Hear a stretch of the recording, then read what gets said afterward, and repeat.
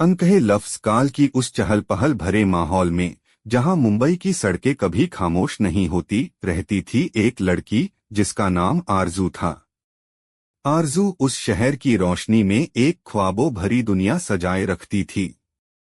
वह एक प्रतिष्ठित कॉलेज में अध्यापिका थी और उसकी जिंदगी किताबों और अपने छात्रों के बीच सिमटी हुई थी। उसी शहर में एक युवक था, साहिल, एक महत्वाकांक्षी लेखक जो अपनी कहानियों में जीवन की अनगिनत भावनाओं को पिरोता था।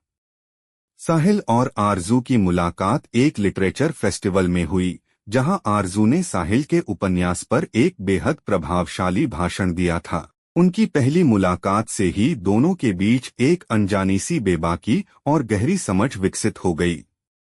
दोनों के दिलों में एक दूसरे के लिए गहरी इज्जत और चाहत पनपने लगी।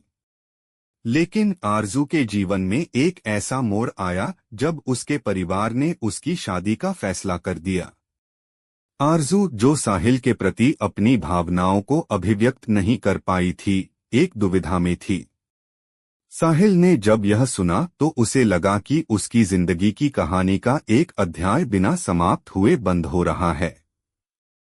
उसने आरजू से अपने दिल की बात कहने का निश्चय किया और एक बारिश की शाम, जब दोनों ने एक ही नाव से सफर किया, साहिल ने आरजू को अपने दिल की गहराइयों से निकली अनकही बातें सुनाई। आरजू, जिसने साहिल के प्रति अपनी भावनाओं को छुपाए रखा था, वो भी आखिरकार उस शाम खुलकर सामने आई। दोनों की अनकही भावनाओं का आदान प्रदान उस शाम को मुंबई की बारिश में धुलकर सजीव हो गया।